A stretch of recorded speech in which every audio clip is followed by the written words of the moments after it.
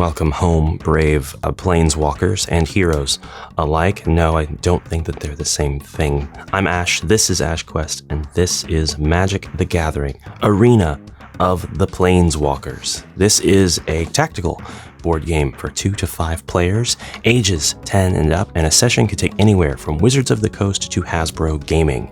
Minutes. Saved that one. Oh, I'm a genius. I paid $7.99 for this game at my very local friendly game store. Not the friendliest game store, and they're not local anymore. They didn't really shut down though, they just moved to another town. And what irony that now they don't sell board games at all, they are purely a Magic the Gathering shop. So I saw this and I saw the price tag on it at the store and I said, you mean $79, right? There's no way this thing costs $8.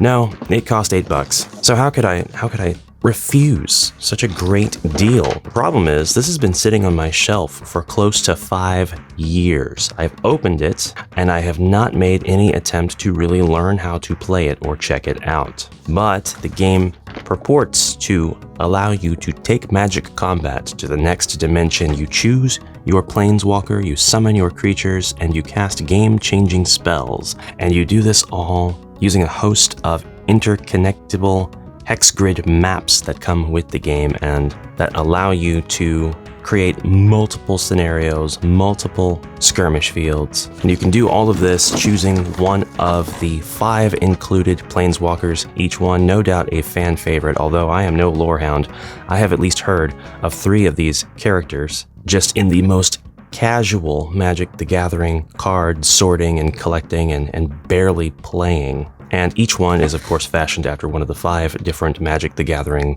colors or elements.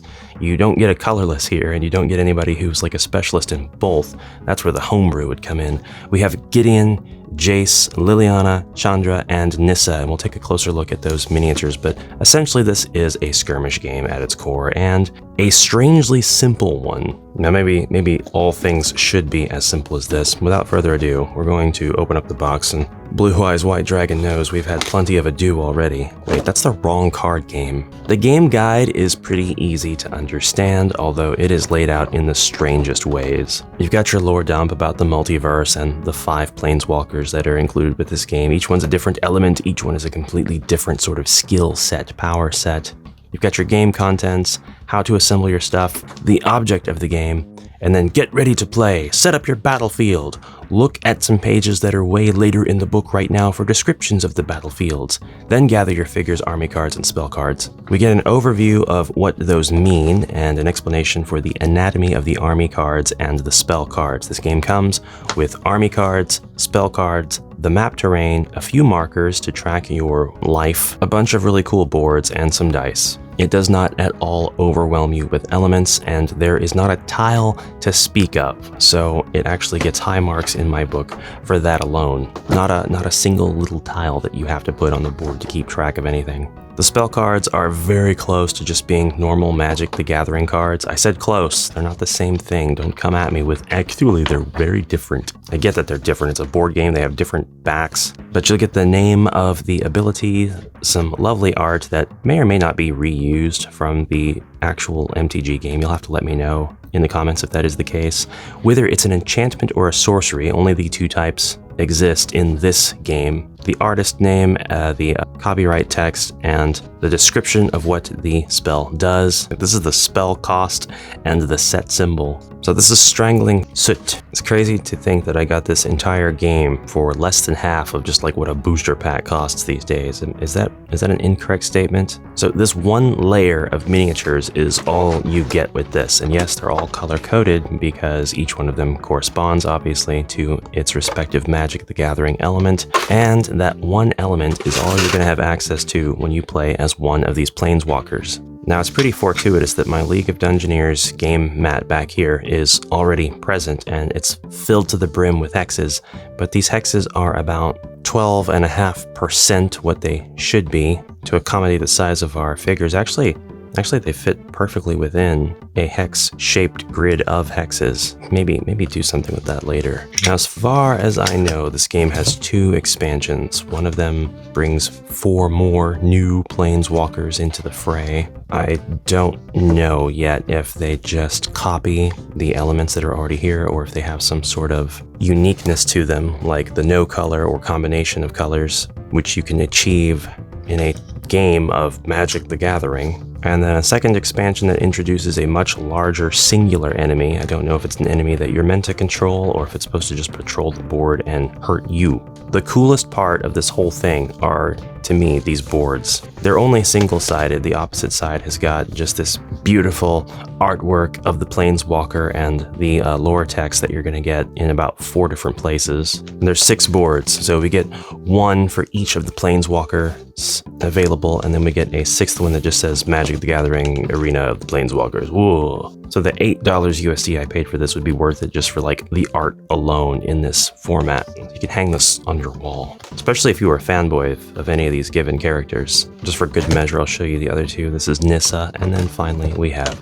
Chandra. Pretty sure they sold a starter set for the card game that featured these 2, just sort of being rivals, right? You don't get a lot of cards. You get this singular deck of spell cards. There are 60 of them, but it's really 5 sets of 12. That's right, 12 cards per Planeswalker, and those 12 cards are going to form the deck that you're going to draw from and use for the entirety of your game playing as that Planeswalker. Now, I play dungeon crawlers where you select a character, and if you're lucky, that character has a deck of 3 cards. But the action economy in those games is generally a little bit higher, and they are dungeon crawlers. This is a skirmish game, so I don't know if this should be Baby's first skirmish game, or if this was really more banking on the name to sell it. There are some really cool elements, and we're going to look at all that stuff. But what's here just feels so sparse because you've got your 12 cards per character, and you've got all these miniatures. You have to be asking, if you haven't played this before, Ash, what's up with the miniatures? What's with the 3D terrain? So I want to give my compliments to the chef on this one because I actually think it's really cool to have these 6 boards that you can arrange however you want, although the book does come with specific board arrangements so that you can create these scenarios that are kind of pre-cooked for your enjoyment. I also think the 3D terrain is a cool addition, although it's supremely underutilized. You really only just get these 2 3-hex pieces, and you get 2 more single hex pieces. They're around here somewhere, unless I dropped them on the floor. Oh, they're still in the tray, hold on. You do get rules for overcoming terrain. They are very simple, though. Now, all of your characters are going to have movement, and to move from one hex to another, that's a movement of 1. And if you want to move on top of a hex, or off of a hex that is raised, then that is going to add to the movement. So this would be a movement of 2. Then this would be a movement of 1, because you're going from the same height hex that your destination tile is. But then if you wanted to come up here, that would be a movement of 2, because it's 1 space over, but then 1 space up.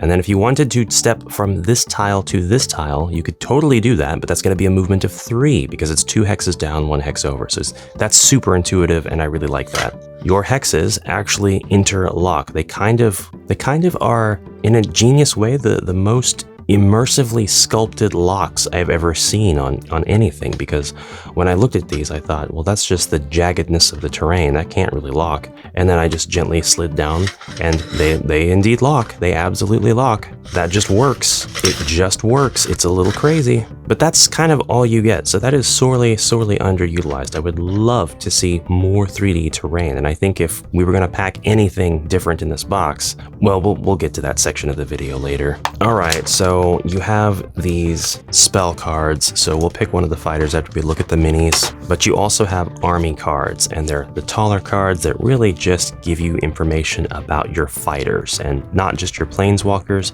but the 2 types of creature that you will have access to summon at your side in order to play this skirmish game. What, Ash? 2 types of creatures? Yes, each one of the planeswalkers gets 2 different types of creatures, and there are 3 copies of each creature type in the box. So you get 5 times 3 times 2 miniatures other than the planeswalkers, which means you have 30 creatures, but you're only going to see, in a game that has 2 players, the 2 Planeswalkers, and the 2 sculpts of each creature that they are able to summon. I said that, but that's a misnomer. For a blessing, each type of creature has just nothing but unique sculpts, so even though there's 3 of the same creature, they're all going to be unique sculpts. So that's actually pretty cool. You get the 20-sided die, which will help you with certain abilities, and then the game actually comes with combat dice. Every character has a power rating and a toughness rating that will basically signify their attack and defense. So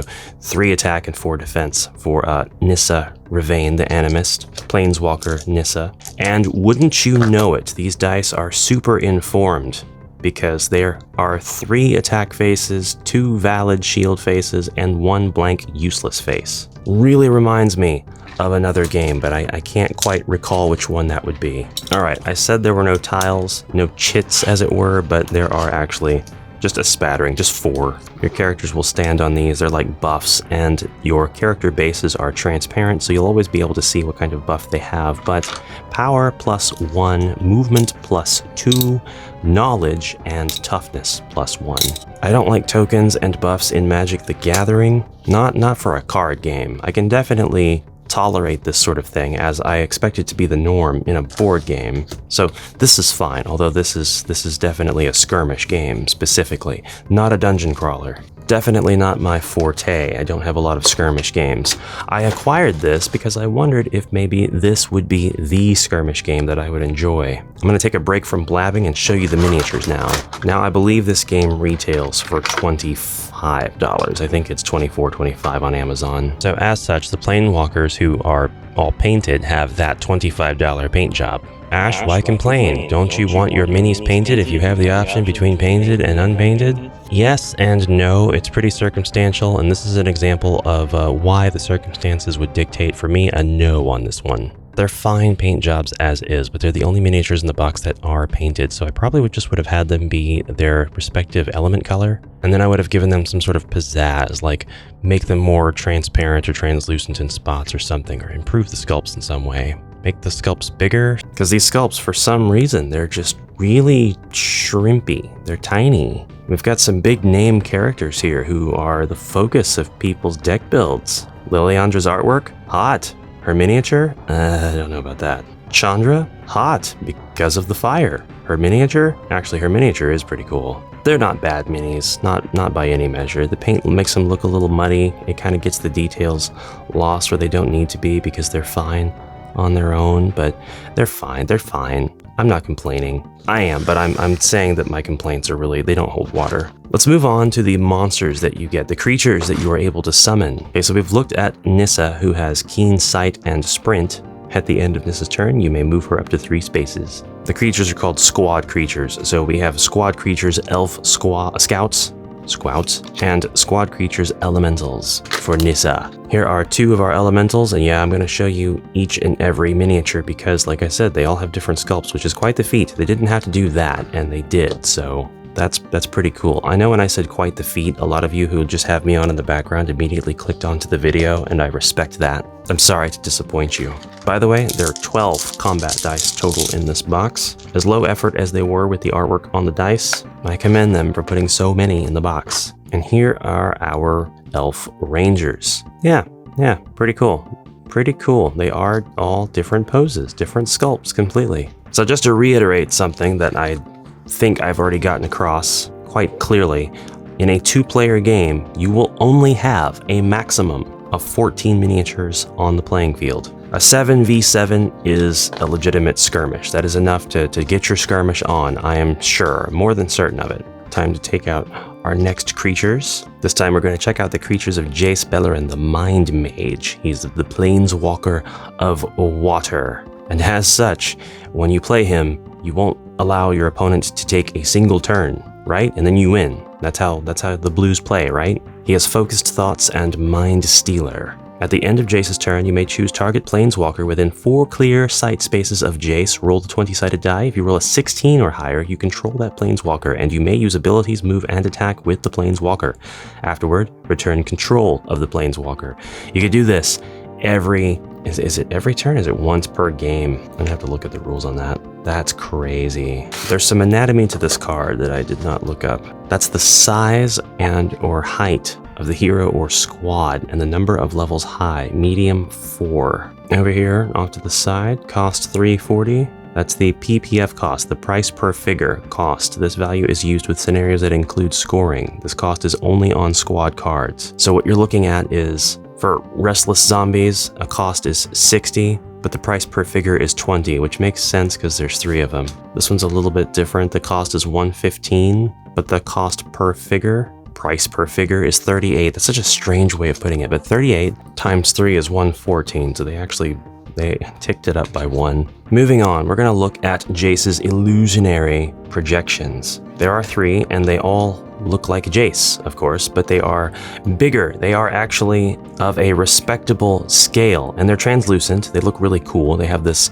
dark, icy blue look to them. Kind of looks like you could throw them into your fridge and then let them freeze up, then throw them into your lunchbox to keep your bento cold. You know, I guess Jace is of the exact same scale as these guys, but it doesn't really translate at every angle. That's weird because I looked at him and thought he was puny, and I looked at them and thought they were the perfect size. And I thought that because I thought they'd fit very well on a dungeon crawling game board because of the scale being very, very close to that of the figures I play with in the dungeon crawler. The base size is very different though. These bases would encroach, and that's a cardinal sin in my world, so I'd have to trim the bases down if I wanted to use them in said dungeon crawler. There's nothing stopping you from using the dungeon crawler rule set with these hex tiles. Why couldn't you have that consideration going the opposite direction? The next monster I want to check out is the Leyline Phantom. These guys look like gene stealers, I'm not gonna lie. They have Phantom Walk. Leyline Phantoms can move through other figures and can't be attacked when leaving engagement. Gene Stealers, am I right? I'm legally allowed to compare them because the Gene Stealers came out decades before, right? But the sculpts are really cool. Yeah, they cut a cool silhouette. Boogie, boogie, boogie. Moving right along, this time to Gideon Jura, the Combat Mage, life of 6, 3 attack, 5 defense, 1 range, movement of 6. Gideon gets plus X attack, where X is the number of opponent's figures within 2 clear sight spaces of Gideon. And Counter Strike, when rolling dice for Gideon on defense against an attack from an adjacent attacking figure, each excess shield you roll counts as an unblockable hit on the attacking figure. That is the correct way to do a counter attack. That's the correct way. I will accept absolutely no criticism. He's got the Rocks Veterans and the Core Hookmasters. Got his own little fan club. Cool ladies who like to hook people. Detain, Battle Formation, and Trample. Trample, it's nice to see you. While attacking, if a Rocks Veteran would assign enough damage to destroy a defending figure, you may have it assign the rest of its damage to a figure adjacent to the defending figure. Well, let's get out those Roxes. They are strikingly similar in pose, enough that I think the person who designed these just looked at their 3D sculpting software and they just angled the pose out a little bit, and they were like, that's fine. Go ahead and copy that. It's the exact same model. It's just sculpted differently because of its different pose. But otherwise, yeah, that's the exact same character. Wow. It's fine. You can still tell the differences between them without having to rely on like a number on the base or anything. Well, I don't know. These two guys are so samey. He's just got 1 foot forward and he's standing straight up. So, I mean, that's the only difference there. They just clicked and dragged that foot out and then they let it go and they said, print it. They're injection molded, but you get the idea. Great scale on those guys, by the way. They look really cool. Then next up, we've got our Hooker Squad. I'm not going to call them that. Their poses are a lot more dynamic. These are different sculpts. We do not have a case of just dragging an element and dropping it. Like, we've got a guy here. I don't know if the guy was on the card. Oh yeah. I think that's supposed to be him. Boy, if he didn't have the beard, I would not have been able to tell. But now I see the abs. I'm just kidding. Ladies can have abs too. These are really cool miniatures though. The hooks, that's a deadly weapon to have. You could get into all kinds of advanced mechanics with grappling and stuff. Not in this game, but if you the pose on this one, she's doing such an early 2000s vampire movie pose. You know exactly what I'm talking about. Yeah, you can just hear her hissing. Just yeah. I'm ready to see some undead. Who is ready to see the Necromancer? This is Vess, Liliana Vess, the Necromancer. Planeswalker Liliana has 7 life, 4 attack, 3 defense, 6 range, and 6 move. She has zombie toughness and snuff out. First up, the Restless Zombies. They have Darkness Arises. At the start of the turn of a black planeswalker you control, if all restless zombies are in your figure graveyard, you may roll the 20-sided die. And if you roll a 12 or higher, return each restless zombie from your figure graveyard to the battlefield on an empty space within 4 clear side spaces of that planeswalker. And here are our zombies. Char, black, raising up axes. They know what they're doing. They're not just mindlessly shambling. They are the zombies of combat veterans. They are back to wield these weapons. They are very specific sculpt though, very specific types of fighters with very specific axes. But they're the cannon fodder. They're likely to not get the job done just on their own. You're going to need heavier cannons, and Liliana Vess has heavy cannons in the form of Blighted Reavers. They have Necrotic Stench, 3 toughness, 3 attack, 5 movement, 3 life. And here they are, another case of very, very similar sculpt. My camera is making these look so shiny. They're just a little bit more matte in real life, or if they are as shiny, it's much more of a matte texture. They're not as oily as the camera is making them look. And then you have this guy. He is ready to give you a high five. He's like, slap me some. You just told him you found 20 bucks, and he's like, yeah, brother, you buying lunch? Chandra Nalar is the Pyromancer, 6 life, 3 attack, 4 defense, 5 range, 6 move. She has double attack. Whenever she attacks for the first time each turn, she can attack an additional time this turn, and superheated. Discard a red card, deal 1 damage to target creature within 6 clear side spaces of Chandra. Use this ability once per turn. She has objectively the coolest miniatures in this whole package. I like the rocks. I like the rocks, and I like the hooks.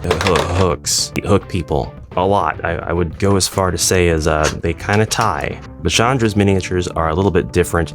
She's got these Chaos Hellhounds. Okay, for legal reasons, that's not what they are at all. They are Blazing Fire Cats. I didn't even get the species right. But they look a lot like Chaos Hounds because Chaos Hounds look a lot like Blazing Fire Cats. Is that a good save? One came out 30 years before the other, but whatever. Haste. There's haste. It's haste, guys. When you summon the Blazing Firecat squad, you may immediately attack with a Blazing Firecat and Intense Strike. Whenever a Blazing Firecat attacks, if you roll at least 2 cross weapon symbols for its attack, it gets +1 hit. These guys take up 2 spaces on the board.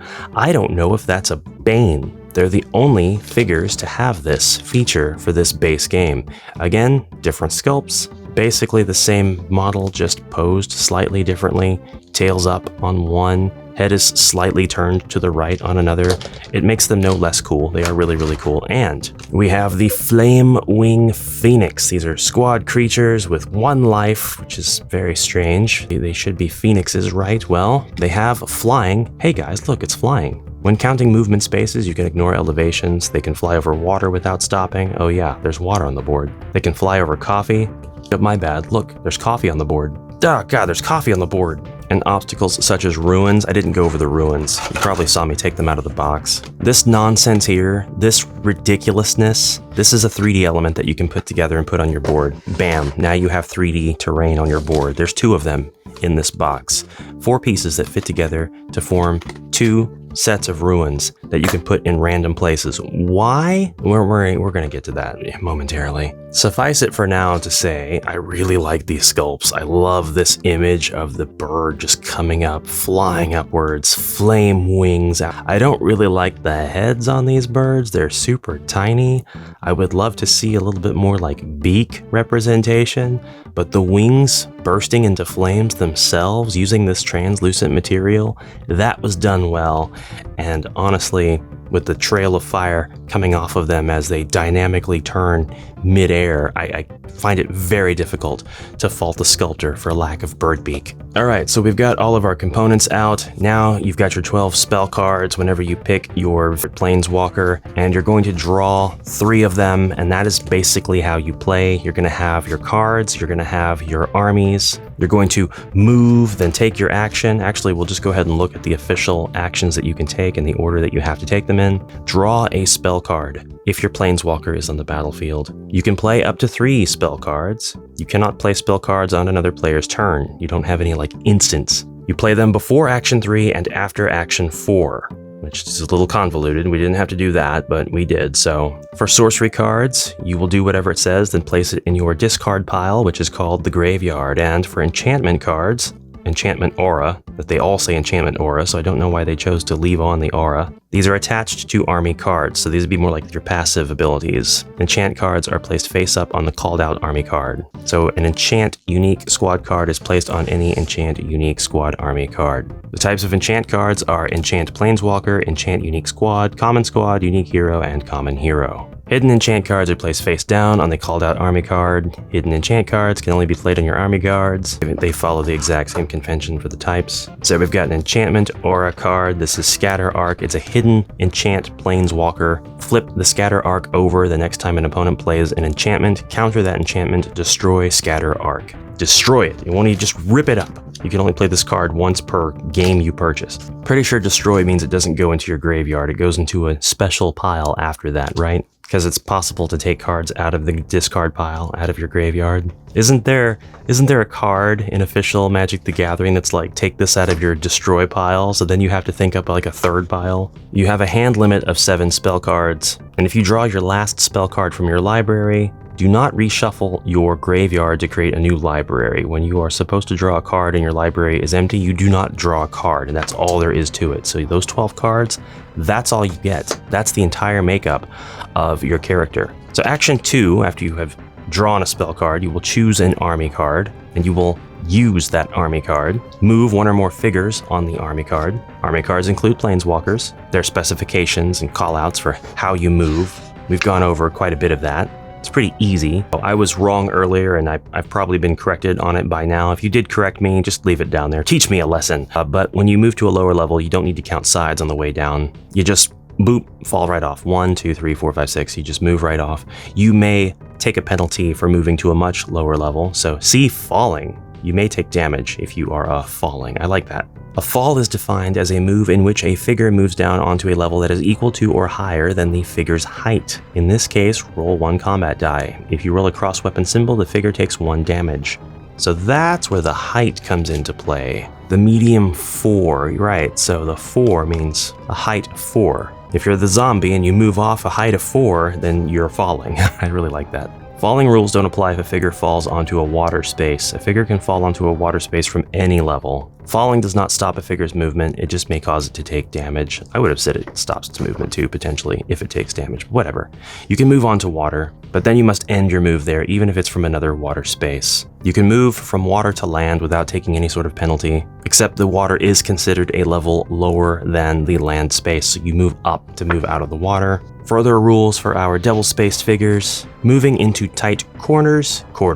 You can't do that if the ruins is taking up space on the board. These figures are not adjacent. Action 4, finally, attack with 1 or more figures on the army card. Now it's time for you to attack with your planeswalker, hero, or squad. What's the difference between your planeswalker and a hero? Is a hero like a specific member of your squad? That's kind of neat if that's how it works. You can adjust your figures.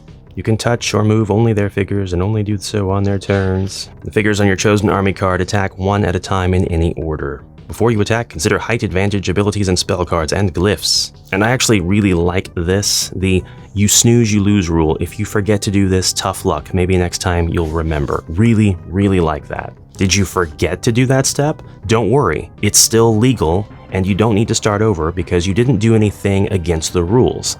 But, now you can't take advantage of it because you forgot. Honestly, this game does that right. Finally, action 5, move the turn marker on the turn track to the next number. Oh, something I didn't show you in this box is it's not really important at this point, but you get these nice little life tracking cubes. Now that's about it, but this game actually allows you to combine multiple of the same game set, not just expansion sets. You can create a supersized battlefield and play with any number of players. You can boost the point value of your armies to match the bigger battlefield. The point value armies is if you're playing that type of game. You have a turn marker track in the book, so it doesn't come as a special separate component. Battlefield 1 is the duel. This is for 2 players, planeswalker against planeswalker in single combat. You can summon your creatures though, so then it becomes not single combat.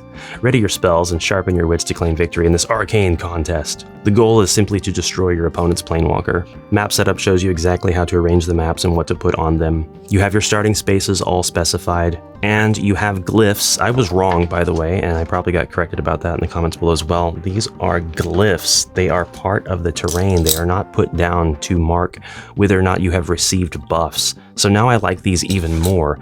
You place these glyphs onto the map, and there they stay, and they are marked here in the battlefields section of the book. So I'm leaving that in. You guys are going to know that I jumped to conclusions on that one. Each player brings a 500 cost pre-made army. So if you take a look at your creatures and everything, it should add up to 500. I gotcha. That's pretty cool. Let's test that real quick. Liliana, where is your third card? There they are. We have a cost of 325, of 115, and 60. Yep, that's 500. I did not realize that. That's actually pretty cool. Battlefield 2 is called the Skirmish. This is for 4 players. This is 2 teams of 2 players. Battlefield 3 is the Melee for 3, 4, or 5 players. In a melee, it's every Planeswalker for him or herself in a spell-slinging free-for-all. Your alliances are temporary, your grudges will be fueled. The only certainty is that in the end, one Planeswalker will remain. By the way, the glyphs in the Skirmish one can be randomized. You'll flip them upside down, shuffle them, and place them on the board face down. Then I suppose when you land on them, you'll turn them face up, or do you flip them before you start? Oh, yeah, you flip them before you... Okay. You'll know where they are, but first they're random. That's it. But the fact that you can buy a second core set in order to add the cards together, not just the boards, and you can pre-make your army with... Boy, that would be kind of impossible to have any different configuration, though. Well, it does say cost per unit, so no, you could create an army of only Blighted Reavers. You could have Liliana, and then by my count, you can have a total of 4 more Blighted Reavers. You could almost have 5, but if you were to raise that point value, though, raise it up to like 1,000, then you're talking, and you would have 1 Planeswalker. There'd be no reason to have like 2 Liliana Vesses. Unless you could. I mean, that would, I'm sure that's some people's fantasy. But 1 Planeswalker at the 325, and then you've got 675 points left to spend on zombies and reavers. That means that the expansion sets are valid, so we do get additional options within those 4 elements. I suppose there's only 4 elements to bring into the base game. All right. So on its own, it's pretty lacking. This is where I'm going to get into the review and pros and cons phase of all of this. On its own, at its face, if you just get this 1 box and you got a buddy to play with and you like skirmish games and you want to play this many times, I think it would get old pretty fast because your 12 cards that you have define your character's entire makeup. There's no progression. There's no variation. It's just, what cards might you have that you're going to use first? And I guess you could argue that you've got the same setup if you're going to be playing something like Magic the Gathering. And while I go through all of this, I will show you the cards, the spell cards, because I actually didn't show you any of those. So yeah, I mean, it's very possible that if you take a deck of 60 cards and you battle your opponent who has that deck of 60 cards, you're going to burn through a good portion of that deck that you have built in order to fight your foe who has also put a lot of time and attention into the deck that he, she, or they have built. And that's fine because you have put in the work to customize that deck 100%. If it's a pre-made deck and you weren't allowed to have any other configuration, that would suck. I would not like a game to be made where you're only allowed to play with pre-made decks, and that's the card game. I don't know if there are any games out there like that, if that's considered a terrible design decision, but being disallowed to customize the deck, I think, would be the downfall of any deck building game. It's right there in the name. And if it's not a deck building game, but it uses cards for like combat anyway, and only cards, and you are meant to have a deck versus another player's deck, I think that it destroy a creature you control that's adjacent to a friendly black planeswalker, remove up to 4 damage markers from that planeswalker. So you consume the undead, basically. Maybe not, through the mouth, but, or you do, who knows? Maybe the altar is just a fancy dinner table. I don't mind this. I really don't dislike it as much as I thought I was going to at first, because when I was taking all of the components out of the box, whoops, it looks like I forgot Scatter Arc here. I thought, at its face, this is like not a lot at all, but knowing that it does allow you to combine core sets does add a lot to the game. It allows you to create Tell me that that was in there, and I didn't misread anything, right? If you're combining 2 sets of army cards, make sure that no player has more than one of the same unique army card in their army. For example, your army can't include 2 Leyline Phantom squads. However, you and an opponent can both have the same unique army cards, such as 1 Leyline Phantom squad in both of your armies. Okay. I don't see a single dang common squad symbol on any of the squad creatures. They are all carrying the unique squad symbol. So what the heck do you mean by that? You can include 2 or more of the same common army card. What is a common army card? I don't see them anywhere. What is a common army? Somebody will have to shout at me in the comments for that one, unless this is an expansion thing, but the base game has the symbol. Each spell deck must contain 12 cards. The total cost of the 12 cards cannot exceed 200. Each card in your spell deck must be made of a color matching your selected Planeswalker. Are you kidding me? So they all have a cost, and there must be 12 of them, which means you cannot take maximum of 12, or there has to be 12 no matter what.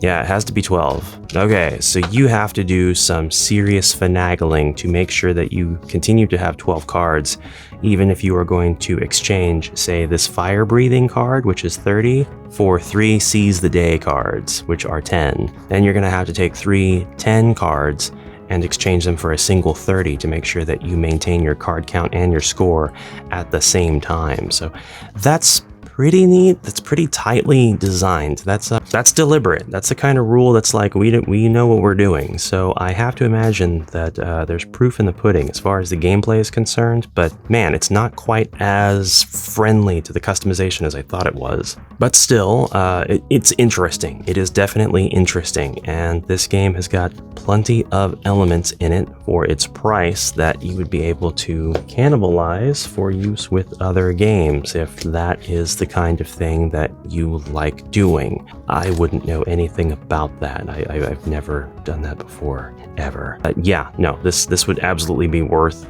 dropping 25 bucks on if you were wanting to just take all of the components and use them in a different game. And we'll be doing that in the very next video on this subject. So I hope that you'll look forward to that one. But for now, I think that I just want to complain about some things before I sign off. 1, these are unnecessary. They didn't have to have these. I would have dropped these, or at the very least, I would have made them much smaller so you didn't have to reach over them. And yeah, I know the rule of cool, but at the same time, this isn't really cool. This is very jank. These are huge pieces of terrain, and they're not visually stunning or striking. They're actually kind of ugly. They're not super immersive, and I don't really want to like insult the artist, but the art combined with the cutout and the context and the placement here just doesn't work. I would probably replace these with flat markers that I would put on the board, and if they wanted to save money, they could have done the same thing. I don't have complaints about the miniatures at all. The miniatures are just fine. At this price point, there's nothing to complain about, and if you do, you are entitled AF. You can clearly see differences between the miniatures, so you won't confuse them. Not that really that's any consequence anyway, since if you choose the army and then you move your figures one at a time, you're not necessarily going to forget which one that you moved. If you're only moving the 3, or however many left are alive on the board, it's going to be less than 3. The card quality is just fine. I mean, they're Magic the Gathering cards. This is the one thing that they know how to do right consistently every time. Or at least in 2014 they did. Maybe? I'm not a real one when it comes to Magic. You'll have to correct me in the comments. But I would have had a lot more of these terrain tiles. These are such a good idea, and I feel like they're probably more of a, hey, here's an introduction. Here's the gateway drug. When we come out with our expansion sets, look forward to a lot more of these. But I mean, if you were really just wanting to make this game into the full onslaught, awesome, customizable thing it could be, here's what I would do. Add more of these, but make them a completely different form factor, a different size, tiles even, that you cannot walk on. They block your path. These block a tile by existing on it. It's considered tight quarters or whatever, but I mean, it's the same effect. Just have a tile that has a clear border on it that says unequivocally you cannot traverse onto this tile. A lot more of these things. I just said I wasn't a fan earlier on, but I like the idea of them being on the terrain and flipped over as bonuses. Everybody kind of knowing where that specific glyph is going to be and then going to hold the glyph There's a lot of variety in these glyphs. There are not a lot of glyphs that come with the game, however. A lot of potential variety if there were more of them.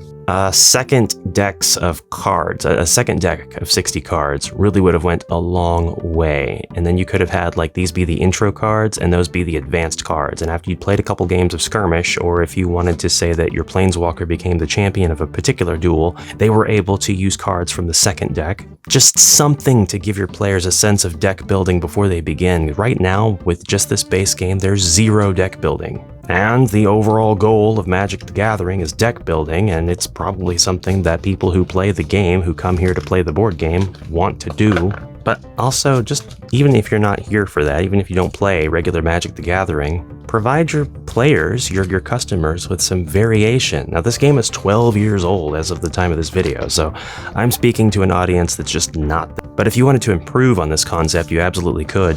I would have said also more miniatures, maybe another set of miniatures of 3 or even 2 that would be more powerful, or even 1. And then you could make things slightly asymmetrical. It probably would have taken a little bit more bandwidth and labor as far as making the game balanced, but this is something the MTG people know how to do. They probably could have just translated existing card abilities, existing cards from existing decks from the main game into their figure counterparts. I'm kind of grossly oversimplifying it, but I know that it could have been part of their workflow process from the beginning anyway. So instead of having consistently groups of 3 and only 2 groups of 3 for your Planeswalker, you could have had a Planeswalker with 2 groups of 3, or a Planeswalker with a group of 3, a group of 1, and a group of 2, because that's just how the points are allocated on the army cards, and they could have chosen those specific armies for this fight. Or a Planeswalker with like a group of 6, and everybody in that 6 is slightly weaker because they're able to kind of bring them onto the board all at once. That's a proper way, in my opinion, to do skirmishing. However, there really aren't a lot of games that have so many skirmish options like that out of the box anyway, so approaching this as a dungeon crawler,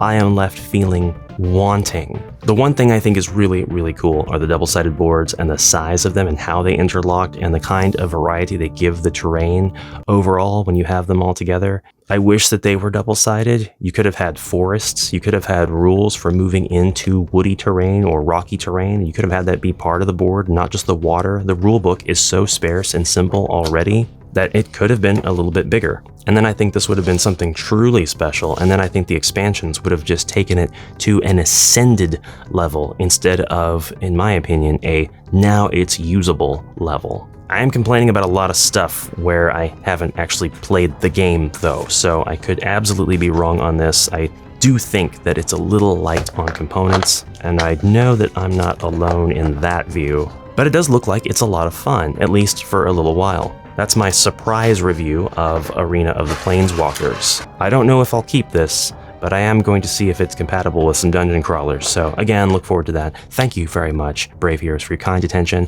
I've been Ash, this has been AshQuest. If you liked this content, please do the thumbs up thing so other people know about it. We can get all the Magic the Gathering people over here on this channel to complain about Magic the Gathering with me. Increase my success so I can make more videos like this one, and I will see you all in the next exciting adventure. So until then, I bid you farewell for now.